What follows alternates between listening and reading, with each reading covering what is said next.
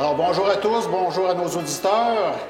La semaine passée, nous étudions le chapitre 13 d'Hébreux et maintenant, nous avons un nouveau décor, nous avons un nouveau thème qui est complètement à l'autre spectre de l'Épître aux Hébreux et c'est la création.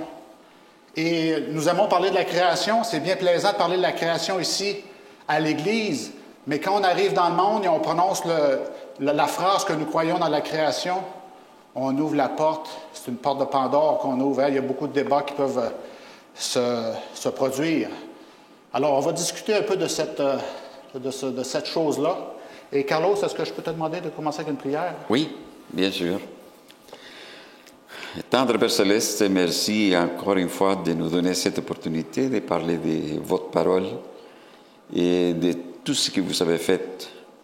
On vous demande, Seigneur, de nous guider, de bien guider notre idée, nos paroles, afin que ce soit clair pour tout le monde qui va nous écouter.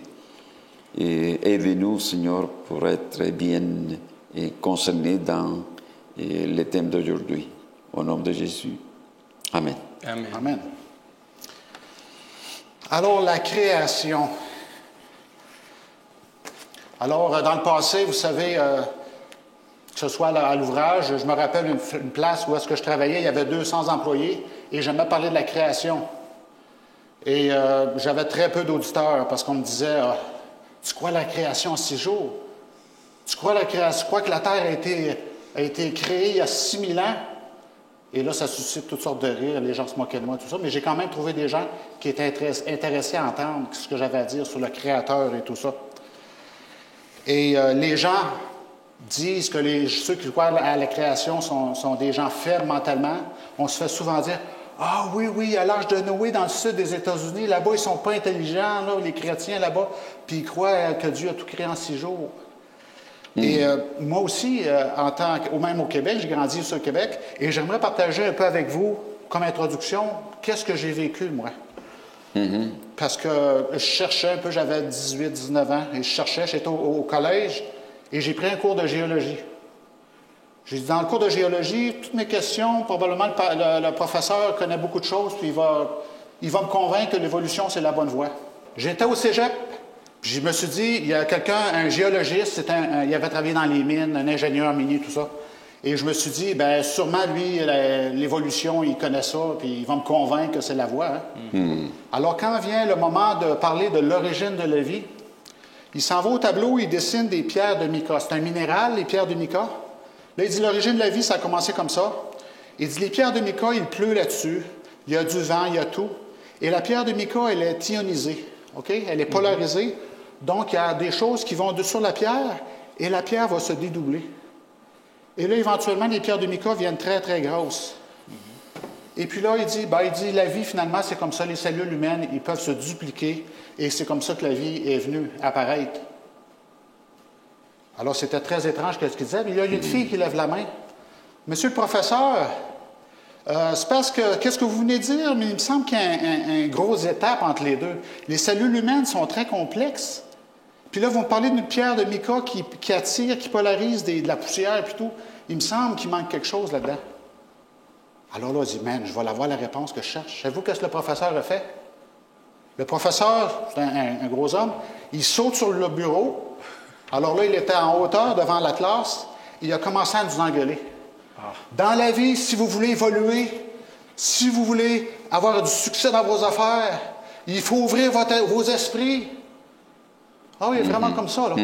Et moi, j'étais là. Mais c'est de la stupidité, ça. On ne fonde pas des arguments en criant après le monde. Puis... Alors là, c'est là que j'ai été confronté pour la première fois au débat entre la création et l'évolution.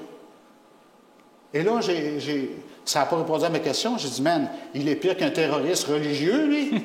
C'est de l'extrémisme religieux de faire ça. Ouais. Tu dois croire à l'évolution. Tu dois croire à l'origine de la vie, que ça commence avec une pierre, parce que moi, je te le dis. C'est comme ça que tu vas avoir du succès dans ta vie. Alors, je n'étais pas content de la réponse, parce que moi, je suis une personne qui cherchait. Ouais. À l'université, l'année d'après, je prends un autre cours de géologie encore. Et cette fois-là, c'est le docteur Jean-Yves Chagnon. Et au Québec, à l'Université Laval, on le considère comme le père de la géologie. Wow. Alors, je me suis dit, wow, cette fois-là, je vais avoir une bonne explication. Il va m'expliquer l'évolution, puis on va avancer dans la vie. Et quand le chapitre « L'origine de la vie » vient, savez-vous qu'est-ce qu'il dit? Là, il a commencé à expliquer la science, la théorie de l'évolution, la création. Il a parlé de la création. Là, il dit, si vous voulez avoir un discours logique sur l'origine de la vie, il dit, allez, je crois que c'était le pavillon Pollack, allez à tel pavillon, et là, il y a des débats sur la création et l'évolution, et vous allez voir que les créationnistes ont un débat qui est très logique et très cohérent. Wow. Et là, il a continué à parler en faisant la promotion du créationnisme. Alors moi, qui étais un jeune, qui voulait être dans la vie, qui voulait avoir l'explication de l'évolution, les deux bras m'ont tombé. J'ai dit finalement, j'ai grandi comme chrétien, mes parents m'ont enseigné quelque chose, c'était très simple, que Dieu avait tout créé. Et puis là, les évolutionnistes n'avaient rien pour que je tombe en leur faveur, hein, que je croie en leurs choses. Alors là, j'ai développé une passion pour la création. Okay. Et depuis ce temps-là, depuis que j'ai 20 ans, j'achète des livres sur la création, sur l'évolution aussi. Je veux savoir comment que ça fonctionne, s'il y a des choses qui sont logiques.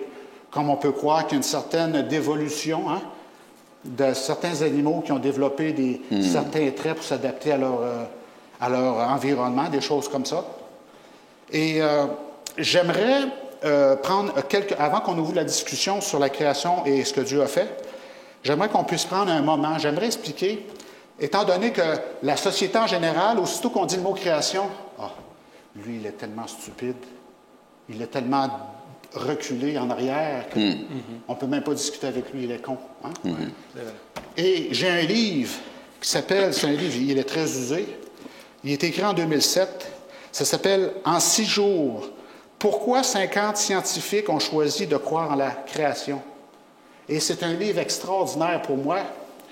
Et ce ne sont pas des gens stupides qui viennent là-bas, qui n'ont jamais rien fait de leur vie. Ce sont des sommités mondiales, ce sont les tops de leur science. Okay? Ce sont des scientifiques, okay? Les meilleurs au monde, qui ont fait des papiers, des recherches, mais qui ont choisi la création et qui ont choisi Dieu qui a créé tout en 6 jours. Okay. Wow. Alors, j'aimerais prendre juste 3 personnes vite fait. Je vais essayer de faire ça très, très court. Et c'est les plus faciles parce que c'est très complexe, hein, disons que la science. Là. Et c'est pour nous introduire, ça va être très court. Et je vais en lire 3. 3 scientifiques que je vais nommer. OK, j'en ai un ici à la page 325 qui s'appelle Evan Jamieson. OK, lui, il a eu son PhD en Australie. Et puis, c'est un scientifique consultant dans plusieurs compagnies. Il a travaillé une partie de sa vie pour les mines à Alcoa. OK? Donc, c'est un top. Et puis là, lui, il parle que lui aussi, il voulait savoir l'évolution, la création, il voulait que ça soit clair. Alors, à l'école, à l'université, il écoutait bien qu'est-ce qu'on disait sur le débat de l'évolution. Alors, un jour, il y a un professeur associé, qui a dit que l'homme est en train d'évoluer parce que nous sommes plus intelligents que nos ancêtres étaient. Alors, pour confirmer qu'est-ce qu'il a dit, il a continué en disant que éventuellement, le processus d'évolution va faire qu'on va avoir des oreilles plus grandes et qu'un jour, nos orteils vont disparaître parce qu'on n'en a pas besoin. Il dit, présentement, aujourd'hui, c'est un vestige du passé, on n'a pas besoin de nos orteils. Alors, le jeune étudiant, il est là, puis il essaie de comprendre qu'est-ce que le professeur lui dit. Fait que là, étant donné que c'est une personne intelligente, cet étudiant-là, alors il a commencé à penser à ça, puis il dit, la connaissance accumulée, ça n'a rien à voir avec mon cerveau individuel, OK? Parce que la connaissance accumulée a à voir avec un produit d'une société au complet, hein, qui accumule la connaissance pour faire des choses. Et là, il a commencé à réfléchir, et il dit, les gens qui n'ont pas d'oreilles, ça ne les empêche pas de mourir. Ou si quelqu'un qui a des petites oreilles, ça ne veut pas dire qu'il n'est pas intelligent. Alors là, il s'est aperçu que mon professeur, il n'a pas un discours qui est cohérent. Alors, c'est la conclusion qui est venue. Il dit, le discours de l'évolution n'est pas cohérent. Puis là, il dit si on coupait tous nos 10 orteils, il dit, on tombera au moins plusieurs fois par jour. Il dit, ce discours-là ne tient pas debout. Alors, qu'est-ce qu'il dit? Il dit, il s'attendait à un débat rationnel de son professeur. Il dit, au lieu de ça, j'ai été bombardé avec des déclarations hautement émotives. En plus, le professeur a dit, les gens qui ne croient pas à la théorie de l'évolution comme un fait n'ont aucun droit d'étudier la science parce qu'ils manquent de pensée rationnelle. Alors là, l'étudiant, il est là, puis il dit, c'est complètement stupide, qu'est-ce que je viens d'entendre? Hein? Alors lui, cet homme-là, il est devenu une sommité mondiale, OK, et ça ne l'a jamais empêché de croire en Dieu. Et il est fier de témoigner de qu'est-ce qu'il a accompli en croyant en Dieu. OK, ça, c'est un premier. J'en ai un autre ici. J'ai un homme qui s'appelle John Marcus. Lui, il vient de l'Université du Michigan. Il a eu son PhD en biochimie. Il est un expert en les protéines fungi. Fungi, c'est des champignons. Protéines de champignons, OK? Et lui, qu'est-ce qu'il dit? Il a travaillé aussi dans la résistance aux maladies dans les plantes. OK? Qu'est-ce qu'il dit? Et puis lui, son travail, c'était de calculer des probabilités. Biochimiste, vous savez. Alors lui, il étudiait, il y a plein de données, c'est absolument extraordinaire son témoignage, mais je veux seulement dire une chose sur lui, OK? Là, il a donné l'exemple sur l'ADN ou l'ARN messager. Il dit, de façon à avoir un système qui s'auto-réplique, OK, qui peut se reproduire, parce que nos cellules sont pleines d'ADN, n'est-ce pas? Il dit, pour avoir juste 75 protéines de toute l'ADN, qu'on peut avoir la même séquence pour des milliards de fois pour avoir ça. Il dit, la probabilité d'avoir ça est 3,8 par 10 exposant 9700. Ça veut dire 10 avec 9700 zéros. Alors ça, c'est un atome dans l'univers. Okay? C'est impossible. Alors, qu'est-ce que ça veut dire? Ça veut dire que l'ADN ne peut pas évoluer, ne peut pas changer sans causer une catastrophe incroyable. Elle ne peut pas être répliquée non plus. Oui. Alors, au point de vue scientifique, ce chiffre-là est beaucoup plus petit que 5 Alors, au point de vue scientifique, on ne peut pas rien conclure de ça. Hein? Alors, ça prend une foi énorme pour croire que l'ADN peut évoluer. Ça prend une foi qui est impossible, qui ça ne fait pas du sens. Alors ça, c'est notre biochimiste. Et l'autre, c'est un Canadien. Je voulais aller chercher un scientifique canadien. Il a travaillé, c'est un des tops pour l'agriculture Canada. OK, un des tops. Pourquoi je crois à la Genèse? OK, lui, j'ai dit qu'il venait de l'Université d'Ottawa, Université du Minnesota, Université du Manitoba, PhD, MS, il y a tous les titres là. OK, c'est un des tops. Pourquoi je crois à la Genèse? La première évidence, c'est que toute la vie et la non-vie obéissent à la loi de la première et la deuxième loi de la thermodynamique. Okay? Ce sont des lois en physique. Alors, le monde présent a un début et le monde s'en va en descendant. Okay? Lui, il a noté que dans sa sphère d'activité, tous les gènes s'en vont en descendant. Il y a quelque chose qui se passe que ça va en descendant. Deuxièmement, plusieurs évidences montrent une Terre très jeune. Là, il donne des exemples. Le record historique, l'histoire nous montre ça. La population mondiale, avec les années, montre ça. Le contenu d'hélium sur la Terre, les neutrinos qui manquent du Soleil, la période d'oscillation du Soleil, le déclin du champ magnétique de la Terre, le nombre limité de supernovas, les halos radioactifs, l'ADN mitochondrie qui ne peut pas évoluer. Ils pointent tous à une mère, à quelque chose d'original. Et il dit, et aussi, tout augmente en maladie. Il a noté ça, que tout augmente en maladie. Il y a quelque chose qui se passe qui n'aurait pas pu arriver dans le passé. Et troisièmement, la complexité de la nature pointe clairement à un créateur. Chaque système biologique et physique, une fois compris, montre une incroyable complexité. Hein, ce n'est pas juste une pierre que des atomes qui collent dessus, c'est ce qu'il dit. Écoutez bien ça. Les archéologistes n'ont aucun problème à identifier des objets faits par les hommes. Pourquoi alors les gens ont un problème à identifier un monde créé par un créateur? Hey, c'est fort, hein, qu'est-ce qu'il dit? J'aime beaucoup ça. Ça, c'est... Oui. Alors lui, un autre expert au Canada, c'est un Canadien qui croit en un Dieu. Et le dernier, la chimie inorganique, M. Grocott, Stephen Grocott, lui vient de l'Australie encore. Et il y a 4 brevets, OK, c'est un inventeur. Il y a 30 papiers de recherche, puis c'est un top en Australie, en chimie, en Australie. Et lui, c'est très court, là.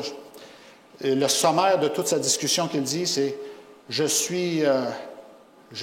conclus donc, en tant que scientifique, je ne peux pas dire assez fort que l'origine de la vie spontanée, comme d'un Big Bang ou quelque chose comme ça, c'est un non-sens.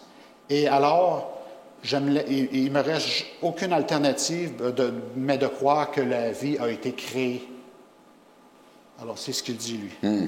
Alors, c'est incroyable, hein, comment est-ce que...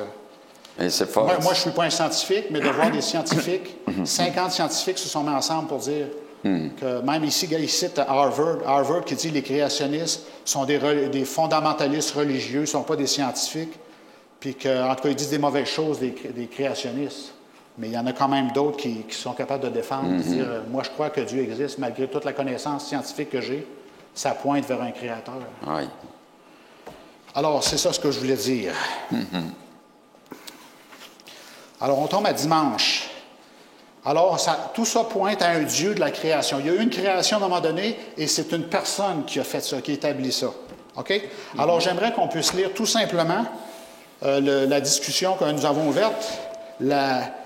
Toutes les références et toutes les bonnes choses à dire se trouvent dans le psaume 100.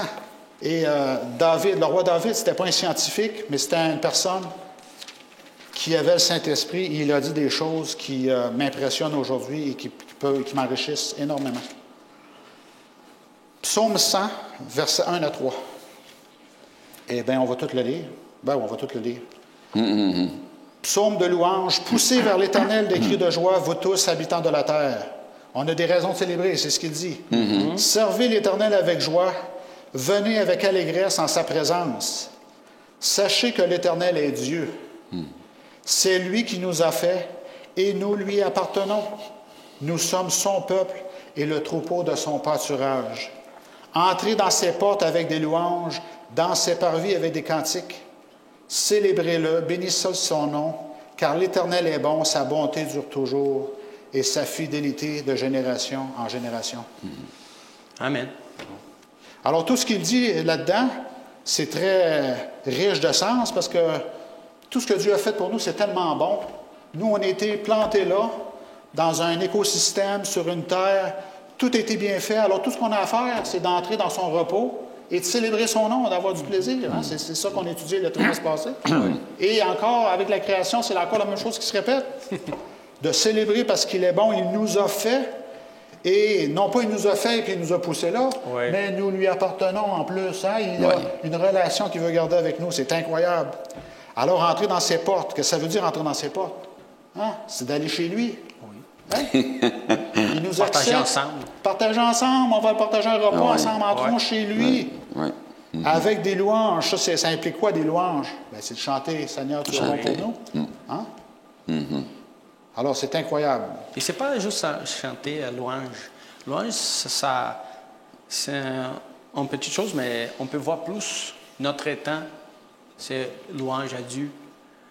Quand Dieu dit à la parole de dîmes et offrandes, c'est une façon de louange à Dieu aussi. Ben oui.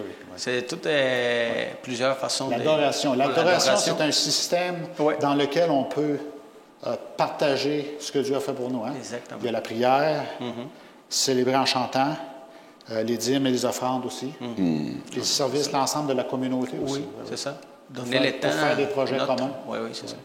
C'est juste qu'il y a des gens que c'est vrai ce que tu dis, et toute la description, qu'est-ce que c'est l'adoration.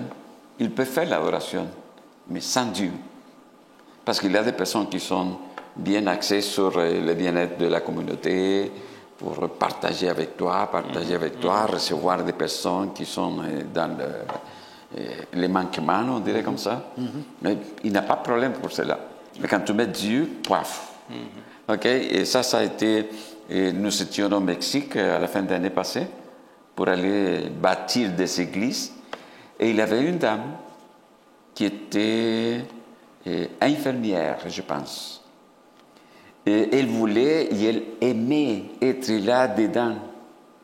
OK? Elle aimait... Tu veux dire dans le projet? Elle était impliquée dans le projet? Oui.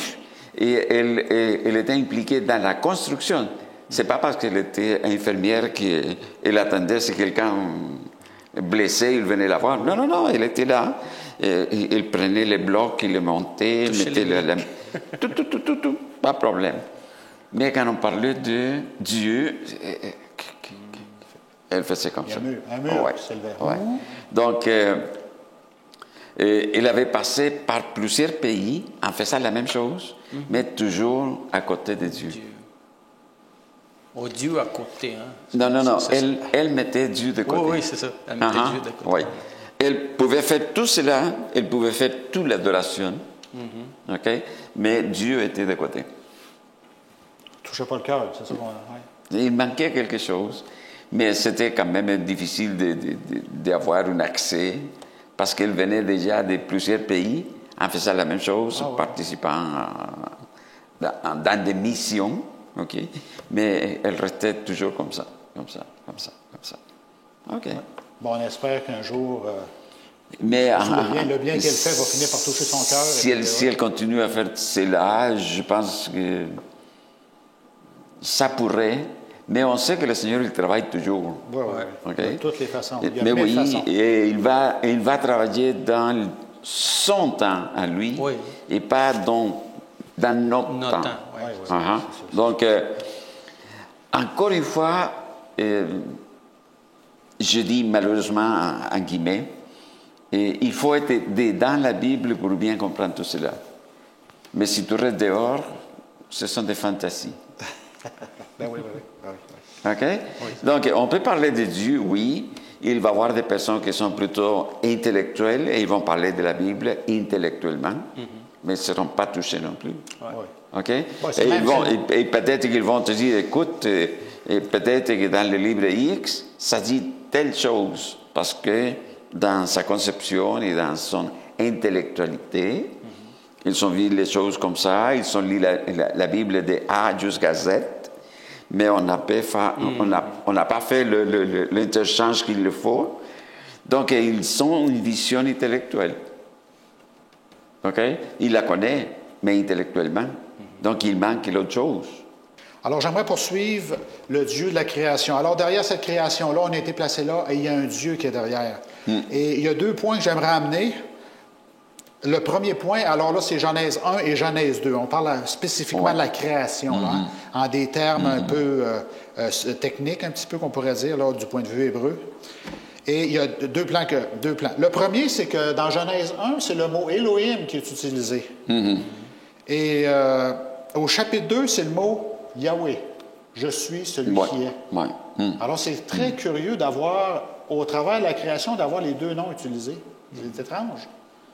Alors là, on étudie pourquoi les 2 noms sont utilisés. Bien, dans le chapitre 1, Elohim, qu'est-ce qu'il nous dit? Comment il nous parle, Elohim? Elohim, bien, ça nous parle que Dieu, il est extrêmement grand. C'est l'univers. Il est derrière l'univers, lui. On ne sait pas qu'est-ce qu'il y a derrière l'univers, mais Dieu est là. Okay? Mais si on parle du premier mot, que ça se dit, quel est le premier mot? Au commencement. Au commencement, c'est toujours qui est là, qui est le plus grand. Avant même qu'on ait la pensée de faire quelque chose, c'est ça. Dieu est là derrière nous, il est en contrôle. Oui. Donc, c'est pour cela que c'est plus grand, c'est trop grand. On n'a même pas le vrai mot pour dire quelle est la grandeur. Oui. Et qu'on aime ou qu'on n'aime pas, Dieu est derrière nous et il est là, il est en contrôle. Là, il y a beaucoup de gens qui ne supportent pas l'autorité, qui ne supportent pas rien. Ils veulent être libres complètement, mais on doit quand même comprendre que tout l'univers se tient parce qu'il y a un créateur derrière nous. C'est pour cela que, de ce côté-là, ce n'est pas compliqué à bien être créationniste. Pourquoi? Parce qu'il y a quelqu'un qui est plus grand que toi. OK? Et je parle de grandeur, je ne parle pas de plus haut, non, de grandeur. OK? Ce n'est pas compliqué à croire à cela. Si après on nous apprend qu'il a fait tout. Mais oui. Pourquoi? Parce que si tu vas rencontrer, mettons, tu as besoin de quelqu'un qui fait la soudure, tu vas aller avoir à quelqu'un plus grand que toi, parce que tu ne connais pas la soudure, quelqu'un plus grand que toi, et lui, il va le faire. Donc, tu vas croire qu'il l'a fait. C'est quand même aussi, c'est comme logique. Logique. Ouais. Ah oui, Logique, c'est logique, c'est ça. Ouais. Ah oui, c'est ça, comme tu dis, il y a des gens qui ont l'autorité pour faire certaines choses, puis qu'est-ce que tu fais? Tu dis, non, moi, je vais faire mes soudures moi-même, oui. Tu veux faire un projet, tu fais tes propres soudures, puis tu n'as jamais soudé au stainless ou à l'aluminium. C'est ça. Moi, j'en ai des heures d'aluminium, mais je suis loin d'être parfait encore, là. C'est encore tout croche, et puis je dois nettoyer beaucoup. Et puis, oui. Oui. Alors, c'est ça. L'autre chose d'Élohim, Élohim nous montre d'autres choses aussi. Suprématie, prééminence et force. Et la forme plurielle, Elohim, c'est pluriel, vous savez, en hébreu. Ouais. Ça exprime l'idée de majesté, hein, de pluriel, majesté et transcendance. Et aussi, il nous parle pas d'une seule. Elohim, c'est pluriel. Oui. Donc, il parle des dieux, ceux qui nous connaissons comme le Père, des dieux qui nous connaissons comme étant que Jésus, et nous connaissons aussi le Saint-Esprit. Donc, c'était tous les trois qui étaient au moment de la création. Donc, est-ce que c'est logique de nier trois personnes qui sont plus grandes que toi? Puis plus on va dans la nature, plus on va étudier les atomes. Là, à Genève, là, il y a un collimateur, là, c'est physique, la chose. Là. Et plus on va dans le petit, puis plus on voit cette unité dans... Il y a toujours des plus petits éléments qui forment un plus gros élément. Hein. Et il y a une cohésion, puis il y a une unité là-dedans aussi. Oui. Alors, c'est ça, 5 points. Elohim, il y a 5 points. Je vais les redire pour pas qu'on se perde, là. Dieu est infiniment loin des humains. Il est très grand, plus grand qu'on peut imaginer. Il est transcendant, ça veut dire qu'il peut passer au travers de nous. Il est suprématie de Dieu, ça veut dire qu'il est très grand. Prééminence et force, et majesté et transcendance. Alors, c'est les 5 points d'Élohim. Et dans le chapitre 2, la création continue, et là, on tombe, je suis celui qui est. Oui. Alors, qu'est-ce que ça veut dire? Ça veut dire, quand Jésus disait ce terme-là, hein, avant Abraham fut, moi je suis. Oui. Hein? Oui. Qu'est-ce que ça veut dire? Oui. Je suis là. Ça veut dire immanence. Le mot. J'étais là. Oui, ça veut dire Dieu, alors qu'on lui a parlé d'être avec nous, ça veut dire, il est là. Il faut avoir cette assurance-là parce qu'il est là. Tu vois? Et l'autre mot, c'est la relation, adoration, un appel à l'adorer, être conscient de sa grandeur et en même temps que nous participons avec lui, nous sommes avec lui. C'est un peu la symbiose là, qu'on parle. Être dépendant avec lui, parce que nous avons été créés pour quelque chose. Il nous a créés dans un jardin afin que nous puissions faire des choses. Alors, allons voir pour... je ne veux pas prendre votre temps, là, je m'aperçois que je prends beaucoup de temps. Je vais vous laisser un peu de temps aussi. Psaume 95, versets 1 à 6. Et encore une fois, venez, chantons avec allégresse à l'Éternel. On a des raisons de chanter, d'être bien. Poussons des cris de joie vers le rocher de notre salut. Hein, le rocher, juste le mot rocher, on peut prêcher sur beaucoup de sermons sur le rocher de notre salut. Allons au-devant de lui avec des louanges. Hein? Allons vers Dieu. Faisons retentir des cantiques en son honneur, car l'Éternel est un grand Dieu. Il est un grand roi au-dessus de tous les dieux. Il tient dans sa main les profondeurs de la terre et les sommets des montagnes sont à lui. Hein? Et c'est David qui dit ça. Il n'était pas un scientifique, mais il avait compris des choses par l'Esprit de Dieu. La mer est à lui, c'est lui qui l'a faite. La terre aussi, ses mains l'ont formée. Venez, prosternons-nous et humilions-nous. Fléchissons le genou devant l'Éternel, notre Créateur. Car il est notre Dieu, et nous sommes le peuple dont il est le berger, le troupeau que sa main nous conduit. Est-ce qu'un berger fait mal à ses brebis? Non. À ses moutons? Non. Parce que les moutons, c'est des bêtes vraiment stupides. Puis si tu fais mal à un mouton, il est parti, tu ne le vois plus. Alors, c'est ça, Dieu est bon. Et je pourrais lire, peut-être à la fin, on lira les autres psaumes que je devrais lire. Mais j'aimerais conclure le point que derrière la création, il y a un Dieu, en disant, cette double conception de Dieu, qui est à la fois majestueux et puissant, mais aussi proche, aimant et en relation avec nous, contient une idée importante sur la manière dont nous devons nous approcher de Dieu dans l'adoration. Il y a la crainte et la révérence vont de pair avec la joie et l'assurance. Ça, c'est ce qu'on vient de lire dans ce psaume-là. On doit le craindre parce qu'il est tellement grand et à la même temps, il faut venir à lui et dire « Je suis seulement un petit mouton qui est si bête. Alors je viens dans tes bras, sachant que tu vas me protéger, tu vas faire en sorte que notre troupeau va rester en vie. Hein? Et ce n'est qu'une fois que l'on réalise que Dieu est grand, que nous sommes à même d'apprécier sa grâce et de profiter en tremblant de sa présence merveilleuse et aimante dans nos vies. Alors, on peut s'approcher avec assurance. Hein? On répète les paroles qu'on a vues la semaine passée dans Hébreu, n'est-ce pas, qui reviennent. Ouais. Approchons-nous donc avec assurance. Il a créé toutes choses et il est en contrôle de tout. Donc, nous sommes dans le système. Donc, profitons du système et ayons de la joie à l'adorer. Ouais. Alors, Dieu, c'est comme un grand frère, finalement, hein? Comme à l'école. Hein? Je ne sais pas si vous vous rappelez. Moi, dans mon temps, le bullying, c'était quelque chose de normal. Et puis, j'avais un ami, je me tenais avec lui parce que lui, il avait un grand frère qui le protégeait. Alors, je me tenais proche de lui. S'il y avait des choses qui se passaient, son grand frère, il venait entre les deux autobus. Les autobus scolaires, le soir, il venait entre les deux puis il réglait des problèmes. Alors Dieu, c'est notre grand frère et il a notre bien-être à cœur. Hein? Alors, c'est à peu près tout ce que je voulais dire. Pour moi, il y a une seule chose qui pas dérange, non? C'est pas cela, sinon qui fait... qu'il faut l'apprendre bien dans son signification. Le mot crainte.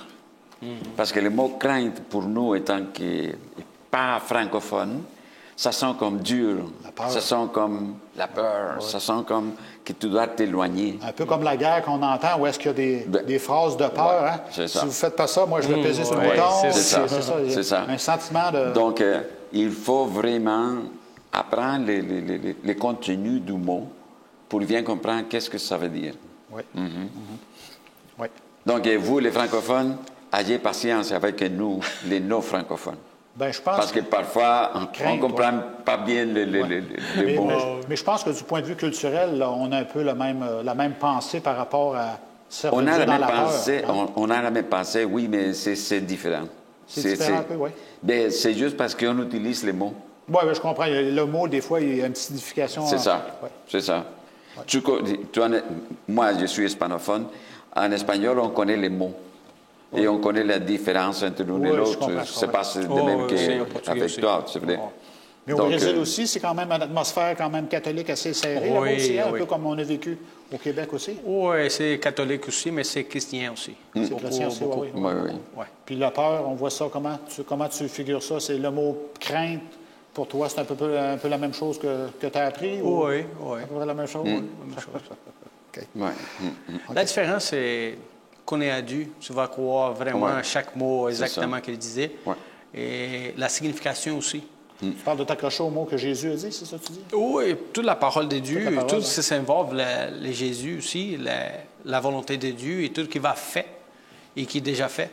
Donc, on peut comprendre vraiment chaque parole, chaque mot, exactement que Dieu veut à ce moment-là. Donc, ça donne des peurs, oui, mais si on ne fait pas. Parce que si on fait, on savait qu'on sommes dans la sécurité de Jésus. Oui, c'est sûr. C'est sûr, c'est sûr. Si on ne fait pas la bonne chose, hein, que ce soit à l'école ou n'importe où, ou spirituellement, il y a un prix à payer aussi. Hein. Alors, déjà, je te laisse la parole. Yvan, toi, tu veux parler de la création, puis là, tu vas nous introduire un mot hébreu, tov. Qu'est-ce que tu veux parler dans la création avec le mot tov? Donc, la création, l'on dit, ça parle un petit peu de la création et aussi de l'évolution.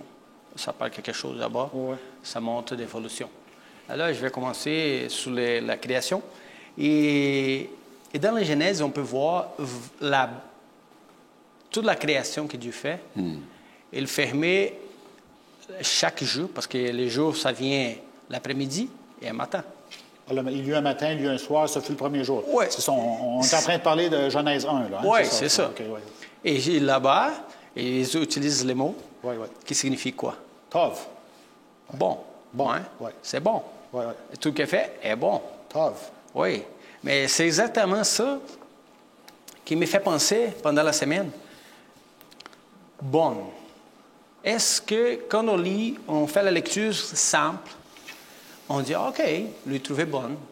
Jésus fait, Dieu fait, le Saint-Esprit est là, est fait, est bonne. OK. Mais me fait penser que quand on lit ça, simplement, c'est bon pour qui? Parce que Si on lit comme ça, il dit, hey, Jésus, oh Dieu, est vraiment surpris de ce qu'il fait. Par exemple, lui fait le soleil, fait la nuit est là, fait les animaux, fait la terre, fait tout de l'eau. Est bon. 6 étapes, hein? Ah oui, 6 étapes. Est bon. Mais bon pour lui. Parce que lui, il fait, il dit, ouais, c'est bon. Waouh, je suis surpris que j'ai fait. Non. Non. Nous, êtres humains, nous sommes comme ça. Si on fait quelque chose, hey, j'ai pensé que j'ai fait mieux que j'ai pensé, hein? Et c'est ça qui s'arrive. Mais à Dieu, non. C'est ça qui me fait penser cette semaine. Il disait, écoute, Dieu, à chaque moment, à chaque création, à chaque jour, il disait, est bonne. Mais il pensait à les hommes qui viennent après, l'être humain qui va faire. Est bon, pas pour lui, est bon pour mon fils qui ça vient. Oui. Comprends? Tous ceux qui s'en viennent, Exactement. le départ est extrêmement bon. Hein? Par exemple, lui commençait à faire, et à chaque jour, il disait, est bon pour mon fils Adam et Ève. Et pour tout ce qui vient après. Donc, j'ai fait le soleil, est bon pour lui.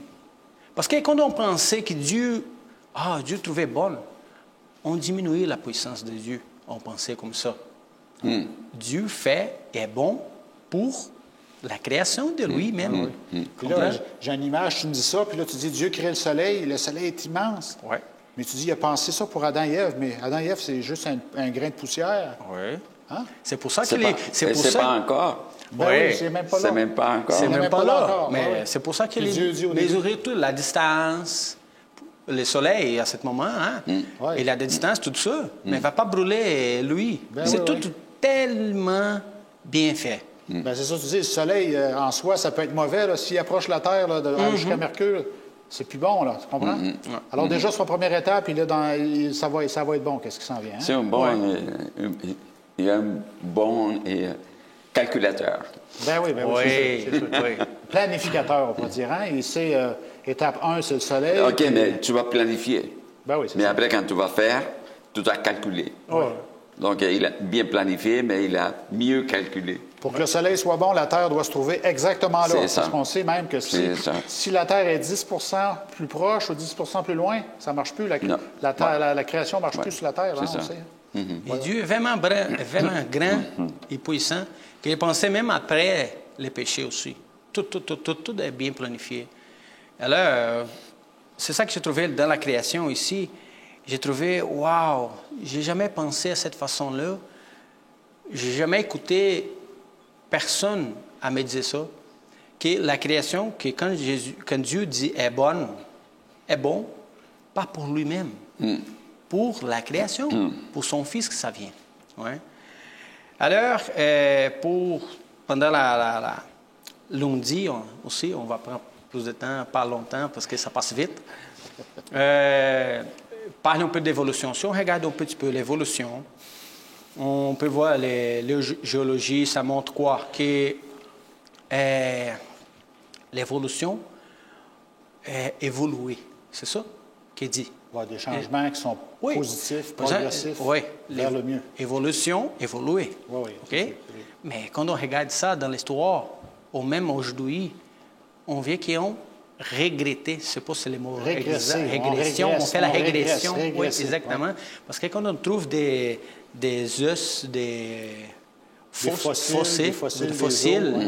sont tous des gens immenses. Sont immenses, Des hein? animaux qui sont grands. Et aujourd'hui, on regarde. C'est où? On s'aperçoit qu'il y a eu quelque chose de bien dans le passé. Là. Exactement. Alors, si on regarde l'évolution qui disait que ça évolue, non, on voit vraiment à l'inverse. Et on voit ça exactement comme la Bible disait.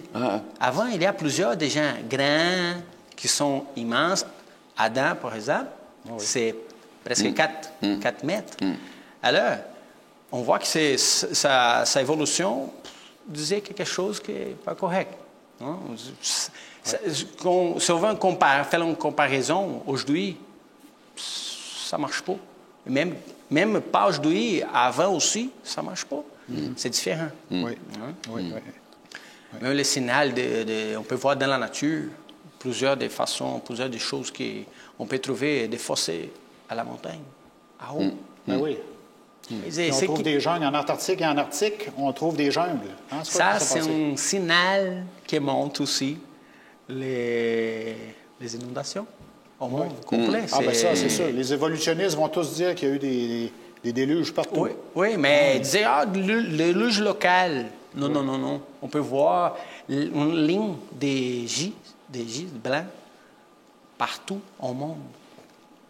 C'est-à-dire que ce n'est pas une inondation locale, un déluge local. Non, non, non, c'était un déluge. Et même il y a différentes cultures qui ne se connaissent même pas entre eux, qui parlent chacun d'un déluge ou quelque chose semblable à cela. Oui. Donc, comment est-ce que, mettons, l'Australie peut parler de la même chose qu'un groupe de... Les Inuits, hein? Je sais que les Inuits ont ici, mais oui, c'est ça. les Inuits ont des belles histoires sur le déluge. Ils parlent de... Peut-être qu'ils ne parlent pas les mêmes mots, mais ils vont parler de même situation, la même... Phénomène. Exactement. J'aimerais partager le livre de Spirituel Gift, volume 3, page 90-95. Ça montre quelque chose, mais je passe ce livre-là ici. Je donne ce livre d'exemple pour qui va lire à la maison, peut faire.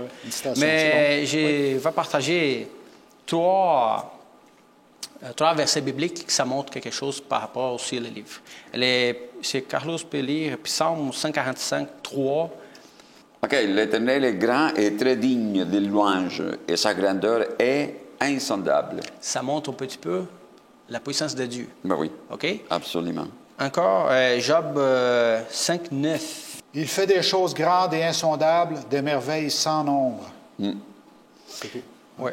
Je vais lire, quelqu'un de vous lit aussi Romaines 11, 33 et 34. Ô profondeur de la richesse, de la sagesse et de la science de Dieu, que ses jugements sont insondables et ses voies incompréhensibles. Car qui a connu la pensée du Seigneur? Oh, c'est bon. Il y a même d'autres versets qu'on pourrait lire. Mais voilà la puissance de Dieu.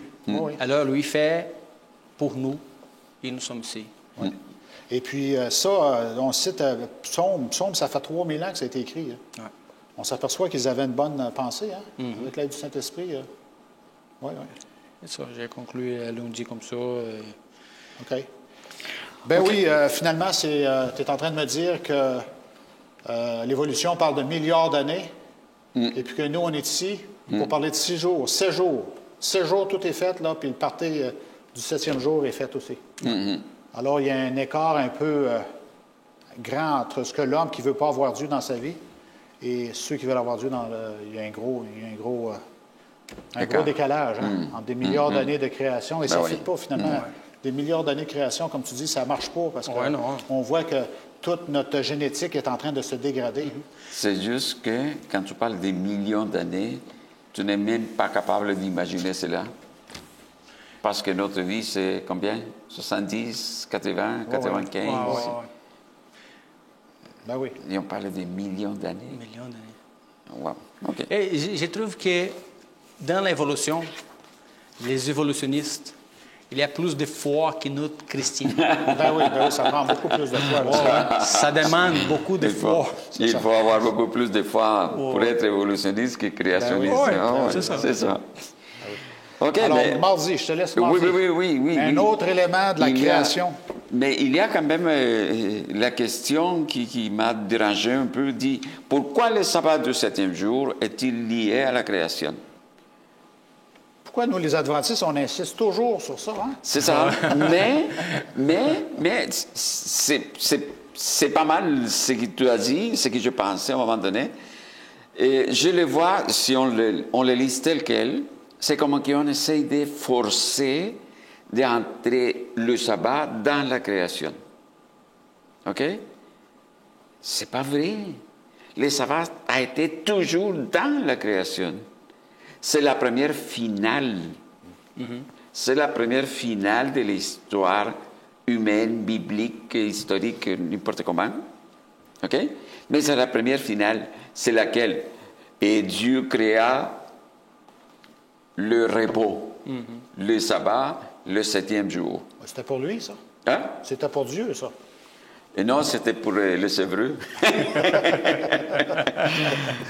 C'est pour l'humanité tout entière. Tout entière. C'était pour ceux qui sont créés là-bas, OK? Ceux qui sont créés hier, pour nous aujourd'hui, et pour ceux qui viendront jusqu'à la venue de Jésus. Alors, tu es en train de me dire que dans Genèse 1, Genèse 2, il n'y a pas d'Hébreu? Non. Non. Voyons donc. C'est triste pour quelqu'un, mais oui, c'est vrai. OK, donc ça s'applique à moi. C'est pour toute la création, c'est pour toute l'humanité, c'est pour tout le monde. Ben oui. OK? Parce que même dans l'Exode, OK? Exode 20, de 8 à 11, ça dit même ni ton fils, ni ta servante, ni ton Ton bœuf, bétail, ton esclave. ni ton bétail. Donc, même pour les animaux, c'est un jour de repos. Waouh! C'est pour tout le monde. C'est une journée de fête pour tout le monde. C'est pour cela qu'on dit pour toute la création de Dieu. Donc, le sabbat, ce n'est pas quelque chose séparé. Non, c'est quelque chose qui est dedans la création. Donc, et dans la planification, maintenant j'accepte le mot, et dans la planification de toute l'œuvre créationniste de Dieu. Ce n'est pas séparé, et ce n'est pas quelque chose qui est venu, j'ai oublié. Non, non. Ça, c'est la fin. Et je vais achever, et étant donné que j'ai achevé, c'est pour cela que je vais me reposer. Et ça, c'est un message pour nous aujourd'hui aussi. Tu ne peux pas te reposer si tu n'as pas laissé toutes les choses en ordre avant d'eux. OK? Si tu as mettons, tu as un travail à la maison que tu n'as pas fini, tu ne seras pas tranquille pour le samedi, pour le sabbat. Donc, il faut bien planifier, encore une fois, parce que je vais aller jusqu'au bout, je vais le finir avant, ou je le laisse, et je vais le faire après, et je vais prendre le temps qu'il le faut. Et quand on prend cela étant tel quel, ça veut dire se reposer après avoir achevé, tu vas savoir qu'est-ce que c'est la délice du sabbat. Ça veut dire la délice du repos. C'est juste cela. Alors, le sabbat désigne l'espérance de la rédemption. Et puis, tu me fais penser, il y a le sabbat sur 7 jours, mais aussi, quand il va y avoir le festin des noces de l'agneau, ça va être le sabbat aussi, ça va être le repos dans lequel nous sommes invités à rentrer. Alors, c'est préfiguratif du grand repos de Dieu aussi. Je pense que, parce que parfois il y a une confusion.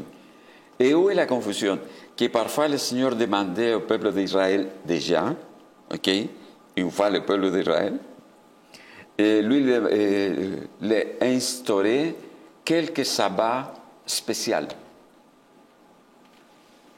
OK?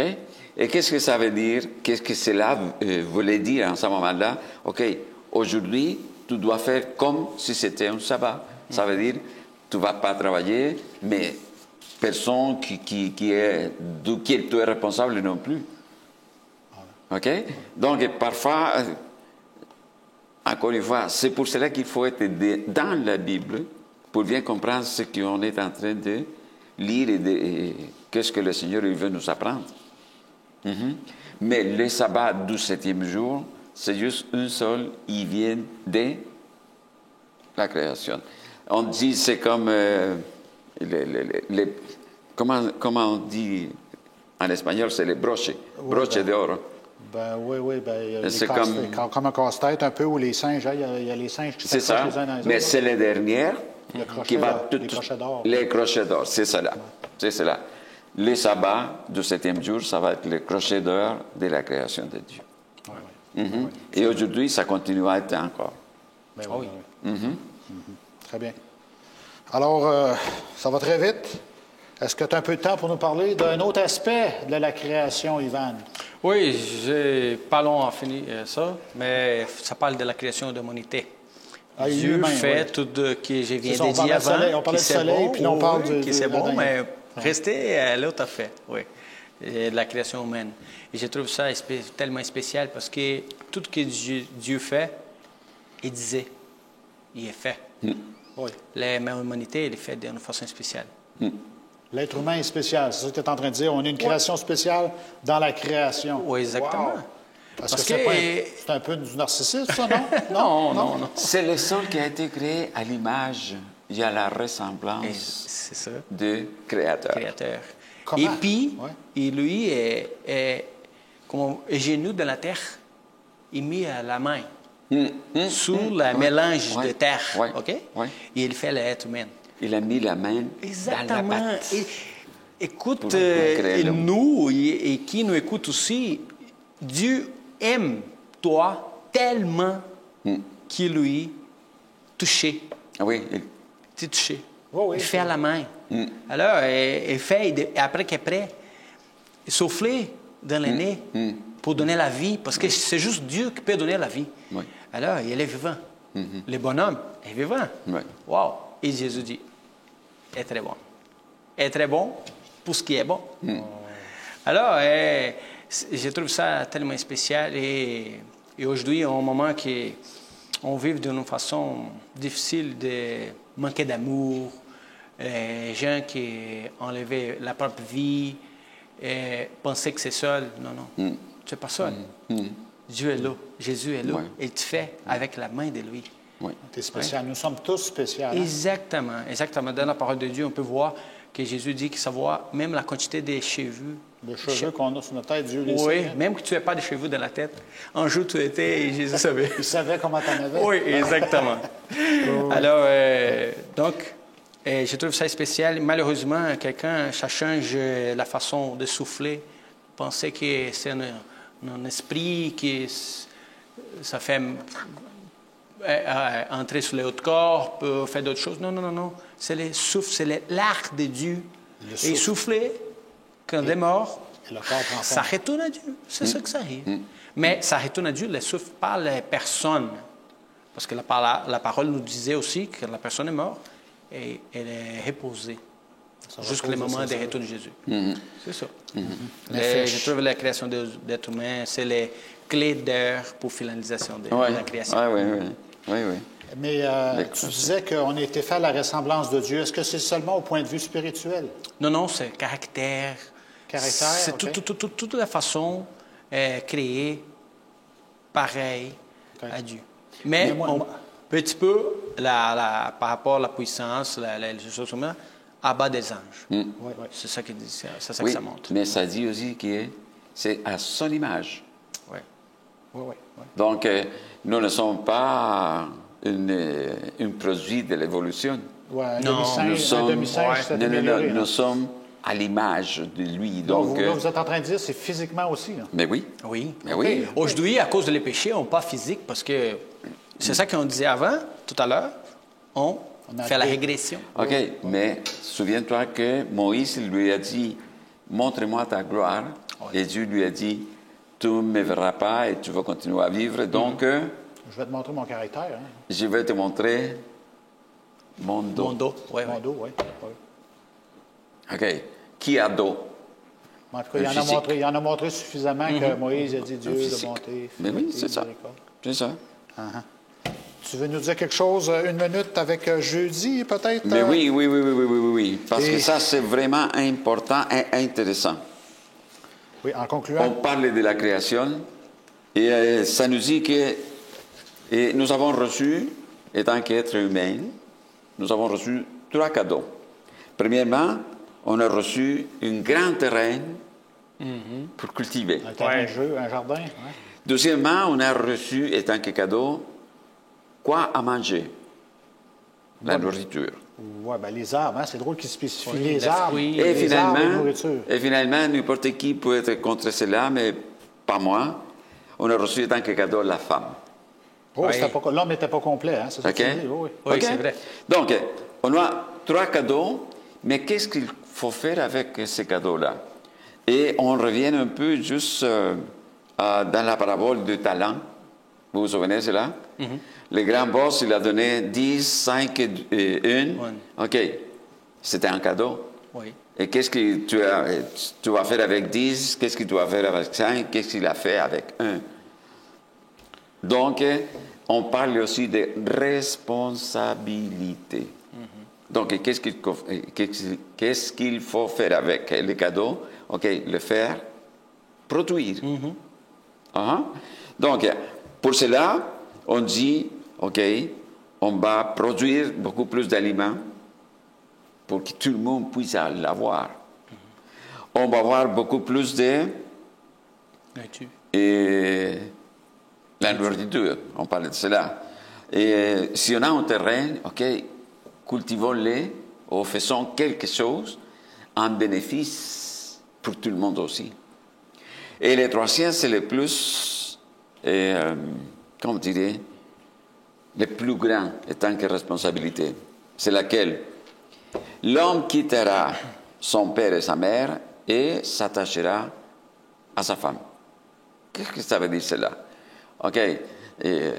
Quand j'avais 15 ans, ma mère elle me préparait tout.